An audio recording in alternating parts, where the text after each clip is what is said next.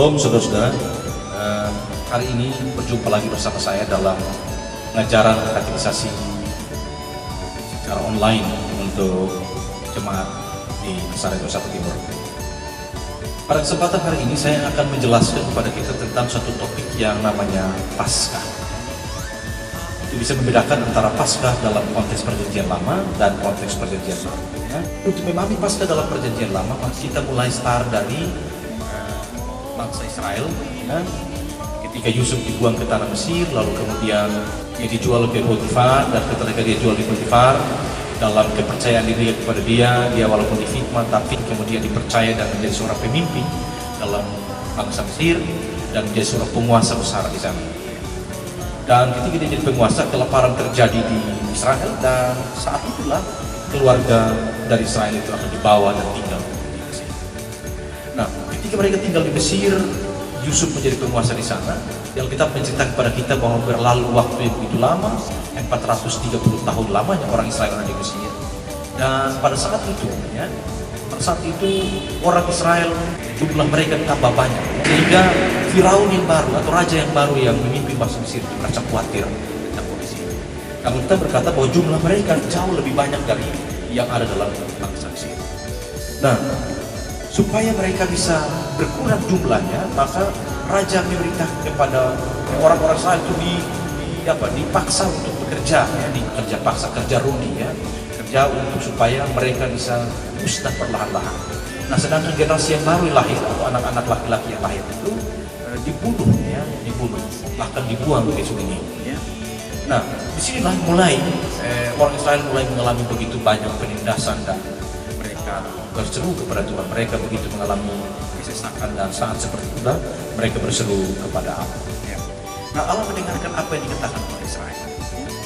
Lalu kemudian Allah mulai merancang, Allah mengutus pembebasan untuk datang membebaskan Israel untuk datang kembali ke negeri tempat tanah perjanjian.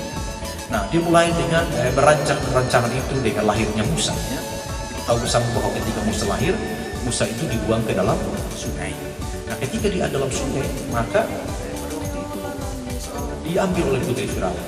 Dan kemudian Firaun membesarkan dia. Dan setelah dia bertumbuh menjadi dewasa, setelah dia tahu bahwa dia itu bukan orang Mesir tapi dia adalah orang Israel, maka timbullah keberpihakan terhadap orang Israel. Dia sempat membunuh salah seorang Mesir.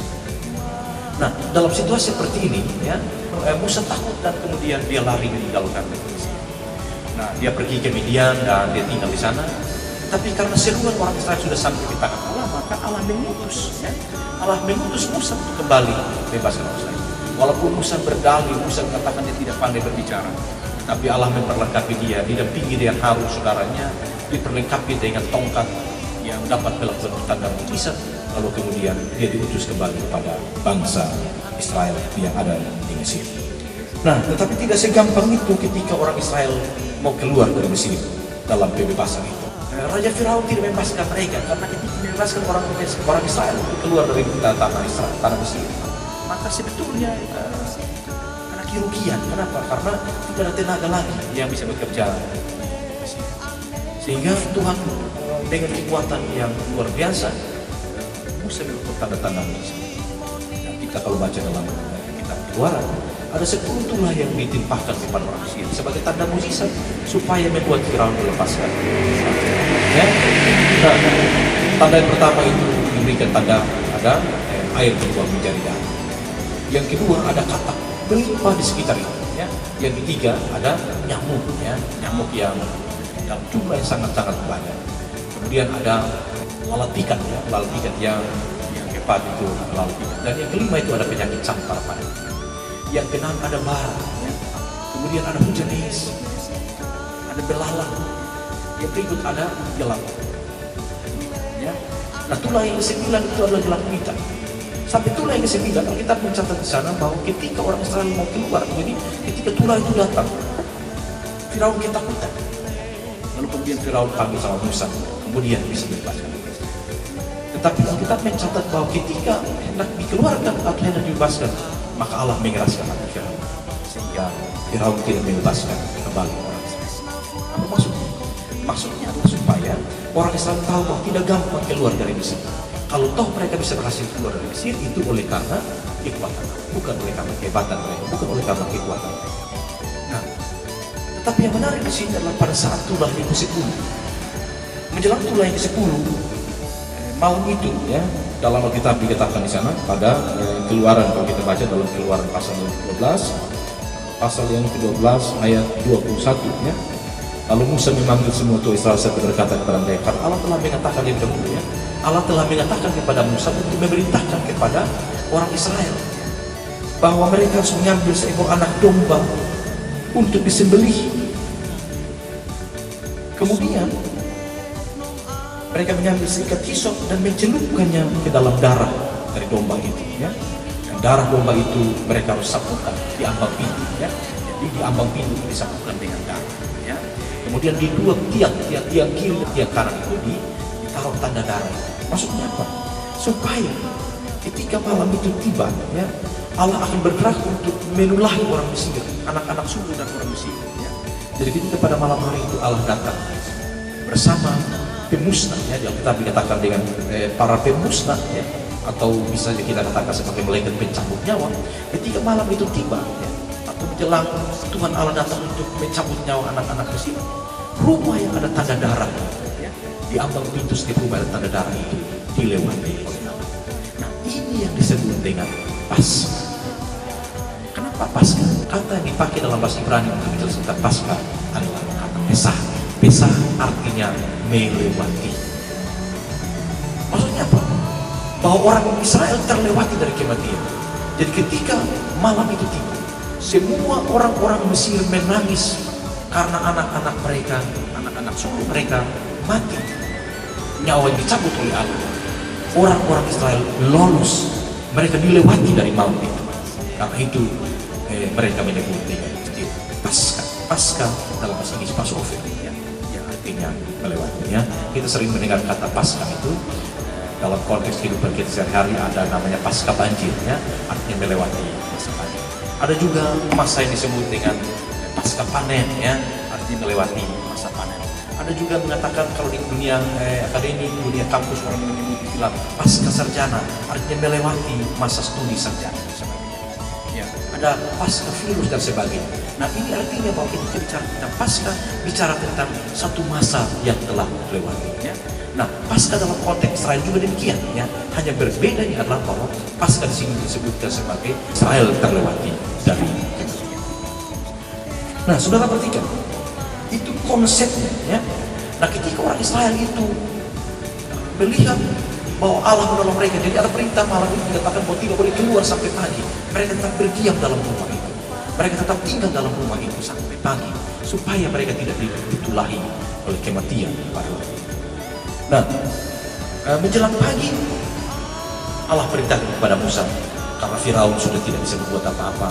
Firaun juga menangis, anak-anak sulung semua Mesir, orang Mesir semua meninggal, dan pada waktu itu Mesir tidak berdaya. Lalu Firaun perintahkan untuk pergi keluar meninggalkan Mesir.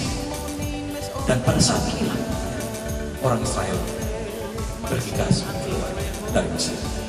Jumlah mereka cukup banyak. Alkitab mencatat, dikatakan di sana bahwa jumlah mereka 600.000 laki-laki, belum dihitung perempuan dan anak-anaknya. Jadi kalau kita hitung secara rasional, katakanlah bahwa dalam setiap keluarga itu ada satu orang anak ditambah istrinya, maka jumlah mereka sekitar 1.800.000 orang. Ya. Ini jumlah yang cukup banyak. Ya. Nah, menarik di sini bahwa ketika mereka keluar, ya, mereka hanya membawa adonan, ya, adonan yang belum diragi, ya, adonan yang belum diragi. Itu kalau kita baca dalam Keluaran pasal 39 ayat Keluaran pasal 12 ayat 39 disebutkan di sana bahwa adonan yang dibawa mereka dari Mesir dibakarlah menjadi roti bundar yang tidak beragi, sebab adonan itu tidak diragi karena mereka diusir dari Mesir dan tidak dapat berlambat-lambat, dan mereka tidak pula menyediakan bekal baginya. Ya. Ya, karena itu saudara perhatikan baik dalam perjalanan mereka, Tuhan Allah menyuruh atau memerintahkan kepada mereka untuk mereka merayakan Paskah nanti. Perayaan Paskah itu dilakukan dengan makan roti tidak beragi. Apa artinya? Artinya bahwa mereka mengingat bahwa pada waktu itu mereka bergegas keluar, masa sulit sukar yang mereka alami, ada satu situasi yang sangat-sangat mencekam sehingga mereka tidak sempat memberikan ragi kepada adonan yang ada. Nah, ini juga menggambarkan bahwa Mereka merayakan tanpa ragi, artinya satu adonan yang rasanya hambar dan sebagainya, melambangkan tentang sebuah masa sukar sulit mereka juga selama ini dalam perjalanan mereka. Nah, itu yang dimaksud dengan Paskah dalam konteks perjanjian lama. Nah, mari kita lihat Paskah dalam perjanjian baru. Kalau kita membaca dalam Injil Matius pasal 28, ya, Injil Matius pasal 28 tentang kebangkitan Yesus. Dikatakan ayat 9, dibilang tiba-tiba Yesus berjumpa dengan mereka dan berkata, "Salam bagi." Mereka mendekatinya dan memeluk kakinya serta menyembahnya. Maka kata Yesus kepada mereka, "Jangan takut. Pergi dan katakanlah kepada saudara-saudara supaya mereka pergi ke Galilea, dan di sanalah mereka akan melihat." Kalau kita membaca bagian ini sebelumnya, ya, dalam teks ini, dikatakan di sana bahwa pagi-pagi benar seorang perempuan yang namanya Maria Magdalena, dia datang ke kubur Yesus, dia melihat, dia mencari tahu. Ada semacam satu perasaan merasa bahwa mereka kehilangan seorang tokoh yang luar biasa, sehingga dia datang pagi-pagi benar, dia ingin melihat, ya, dia ingin menjenguk Yesus. Dan ternyata ketika dia sampai di situ, batu itu sudah terbang. Ya. Bahkan ada suara yang dikatakan sana, mengatakan sana, "Janganlah kamu takut, sebab aku tahu kau mencari Yesus yang disalibkan itu. Dia tidak ada di sini sebab dia telah bangkit." Sama seperti yang telah dikatakan. Ya. Jadi informasi atau berita yang disampaikan kepada dia bahwa dia telah bangkit itu diberikan kepada seorang perempuan yang namanya Maria. Dan ini yang kita sebut dengan istilah Paskah. Paskah di sini juga tidak jauh berbeda, sama, yaitu kata melewati. Hanya berbedanya adalah bahwa kalau dalam perjanjian lama orang Israel terlewati dari kematian, dalam konteks Yesus, Yesus melewati kematian yang dialami oleh Yesus, dia melewatinya setelah dikuburkan dalam kubur, dan hari ketiga dia bangkit melewati kematian. Saudara-saudara pelajar katekisasi yang ada di rumah, yang saya ingin katakan di sini bahwa Paskah dalam perjanjian lama dan perjanjian baru ada kesamaan, yaitu bicara tentang melewati kematian dan terlewati dari kematian. Dalam konteks perjanjian lama, Israel keluar atau Israel terlewati dari kematian. Dalam konteks perjanjian baru, Yesus melewati kematian. Yesus dalam masa mudanya, dia juga dalam masa kanak-kanak atau mungkin dalam sepanjang perjalanan kehidupannya, dia juga merayakan Paskah seperti yang dirayakan oleh orang Israel, yaitu Paskah dalam konteks perjanjian lama, makan roti yang tidak berakhir. Kita bisa lihat, kita bisa baca dalam ayat Alkitab ketika menjelang malam menetapkan perjamuan kudus itu, mereka disuruh Yesus untuk mempersiapkan perjamuan, dan malam itu perjamuan dilakukan dalam rangka merayakan Paskah perjanjian lama. Tetapi di sini Yesus memberikan sebuah makna baru tentang Paskah dalam konteks kehidupan hidupnya, yaitu bahwa menunjuk kepada pribadi, menunjuk pada tubuhnya. Yesus mengatakan kepada murid-muridnya bahwa mereka melakukan perjamuan.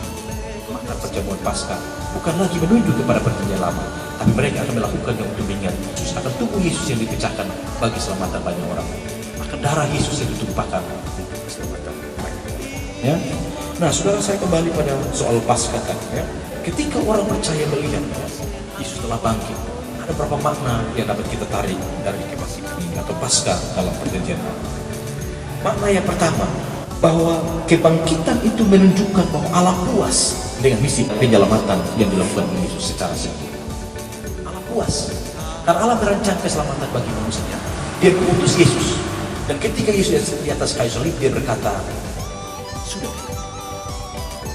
sudah genap, dan kemudian dia menghembuskan nafas terakhir, ya, dia mati, dan saat itulah dia diturunkan, dikuburkan, lalu kemudian Alkitab mencatat dia bangkit pada hari ini. Sebetulnya menyatakan kepada kita bahwa Allah puas karena rancangan penyelamatan yang diberikan kepada manusia lewat pribadi Yesus terlaksana secara. Hal yang kedua yang dapat kita pelajari di kebangkitan itu bahwa kematian tidak dapat menguasai Yesus karena dia adalah pemegang kehidupan itu. Maut telah dikalahkan dan berita kemenangan disiarkan ke seluruh penjuru yang disebut dengan Injil, ya, dari kata Yunani Euangelos, ya, kabar kemenangan, kabar sukacita tentang kemenangan, ya, tentang Yesus yang telah memenangkan sebuah pertandingan, sebuah pertarungan besar melawan maut, ya. Dan pada akhirnya Yesus memenangkan pertarungan itu, sehingga disebut bahwa yang baru. Ya, saudara perhatikan baik, ketika berjumpa pertama kali dengan perempuan itu, Yesus mengatakan bahwa jangan takut. Pergi dan katakanlah kepada saudara-saudaramu supaya mereka pergi ke Galilea, dan di sanalah mereka akan melihat aku. Kata jangan takut itu sebetulnya mengatakan kepada kita bahwa hari esok ada di tangan Dia, ada dalam genggaman tangan Dia. Saudara tidak perlu takut, ya. Kita tidak perlu takut. Gereja tidak perlu takut tentang apapun juga yang terjadi pada hari esok. Karena Tuhan mengizinkan berbagai hal terjadi, tetapi Dia bersama-sama kita. Karena maut telah dikalahkan. Ya. Makna yang berikut adalah bahwa maut tidak bisa lagi menguasai kehidupan manusia. Manusia mati itu adalah sebuah jalan untuk mendapatkan kehidupan yang kekal. Jadi bukan mati untuk selama-lamanya, tapi mati dan di balik kematian itu ada kehidupan yang kekal. Makna yang berikut yaitu bahwa Yesus adalah sulung dari kebangkitan orang percaya. Karena itu semua orang percaya yakin bahwa di balik kematian ada kebangkitan. Kita mati, tapi nanti kita akan bangkit. Ketika Yesus datang kembali, kita akan memperoleh sebuah kehidupan yang baru. Sama seperti Rasul Paulus, dia menjelaskan dalam kitabnya, dia bilang bahwa setiap benih yang ditanam, pasti benih itu akan hancur, dan dia akan tumbuh kembali dengan tugas yang baru dalam sebuah hidup yang baru. Kita pun juga demikian, kita percaya Yesus yang adalah kebangkitan menjadi sumber kebangkitan itu. Akhirnya dia datang dan dia akan membangkitkan kembali kita, ya. Dia membangkitkan kita dan memberikan sebuah tubuh yang baru, dan kita akan bersama-sama menghadap pengadilan Allah, penghakiman Allah, dan di sanalah baru kita menyebarkan, ya, jadi disebut dengan kehidupan yang kekal.